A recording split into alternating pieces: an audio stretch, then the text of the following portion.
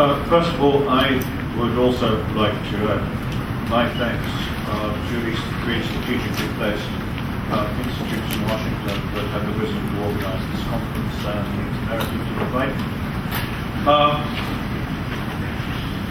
Governance in Ukraine is not the center of attention inside NATO or the EU even when they think about Ukraine. But both of these entities understand that governance is very important by implication. And in the EU particularly, there is a very strong view that if other hurdles which now are the center of attention can be cleared successfully, that the problem of governance will start to resolve itself. Let me first try to articulate the usually unarticulated premise that lies behind this way of thinking. Even before the leadership of Viktor Yushchenko and Yulia Tymoshenko disillusioned anyone in the West or in Ukraine itself, it became strikingly clear within months of them coming to power that they represented half the country. And that even if their policies were wise, proactive, and exemplary, they would have a Herculean task bringing the other half of the country with them.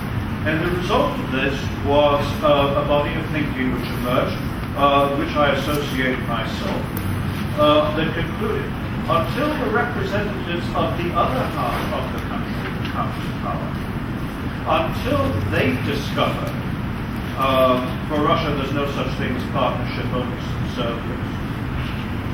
That integration with the customs union is only a recipe for backwardness. That the path to Europe is inescapable. There is none other. Only then will we be able to talk about a sustainable course for Ukraine as a whole. And this is a view that persists, and this strategic imperative takes, for good or ill, takes precedence over the awareness and often blots out and moves to the margins.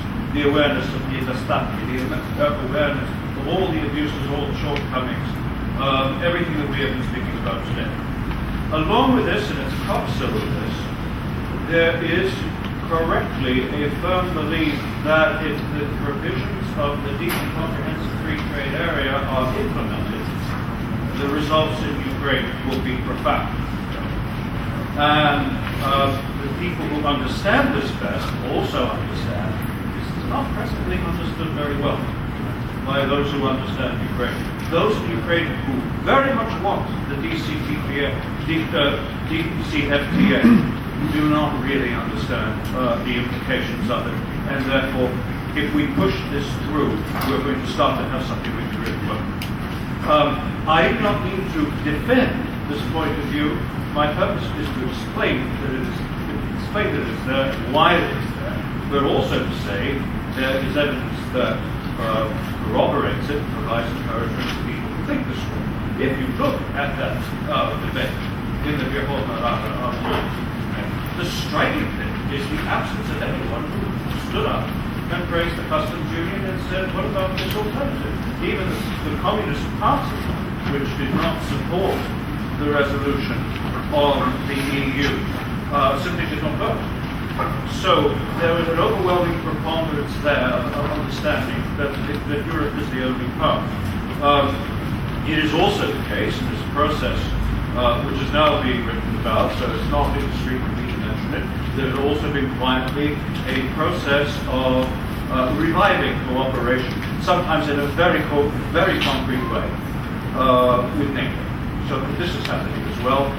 There is a change of mood inside the Ukrainian elite about Russia and what Russia is doing and what it represents.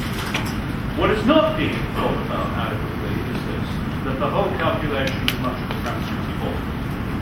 The first reason it could be faulty was articulated very well by Olga. If the highest objective of those who run Ukraine is really not Ukraine's place in Europe or Ukraine's place anywhere, but simply the long-term dominance of the political and economic system by a handful of individuals and groups of influence, then these provisions of the DCFTA are not going to be.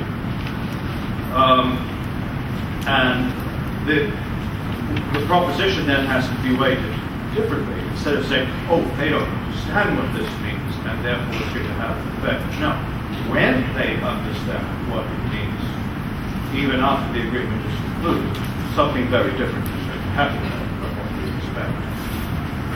And the second point, which relates to it, is that even if the people in charge do want to implement it,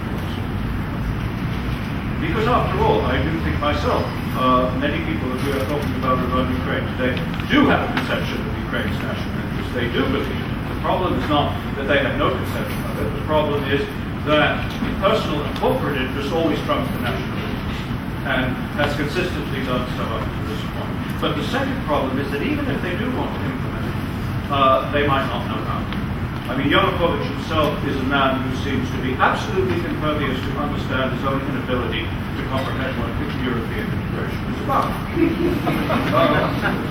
And this doesn't seem to hurt him. Now, you know, it's like saying there has been a certain amount of optimism in the first panel, which I want to take exception to. The view has been put forward quite correctly, that on particular points where they have crossed red lines, you either mobilize people in the street or in sharp warnings from the West, they've gone back. Absolutely. But you can persuade them by these means to do that, and that is very different from persuading people to change their style of government. And what I'm suggesting is that they might not know how to change their style of government. In the same way you could persuade a bear it's not in his interest to come into your kitchen, but you're not going to persuade him to adopt different eating habits. And this is, you know, this is a very deep problem that we have to be very realistic about. Third point, an alternate point, Chairman, is the Russian dimension. And the Russian factor, the worrying factor about Russia is not that it's going to look at this and say, aha, now is the time to come in and strike the pressure of Ukraine. It's more complicated, messy, and worse. Just as inexplicably to me, Yanukovych's circle did not realize that by offering Russia the Istanbulski at heart, that the pressure would not diminish, it would increase. Russia, for reasons we don't have time to talk about, most of us understand, naturally has not been expecting that at this point Ukraine would start resisting them on all fronts, and very, very effectively. That's not in their plot, that's not in their scripted understanding of what Ukraine is. And the result of discovering that and accepting all this a month as we draw towards winter and as Ukraine again cannot pay its energy bills are very serious. Not enough people, I would suggest, in the West are thinking about that.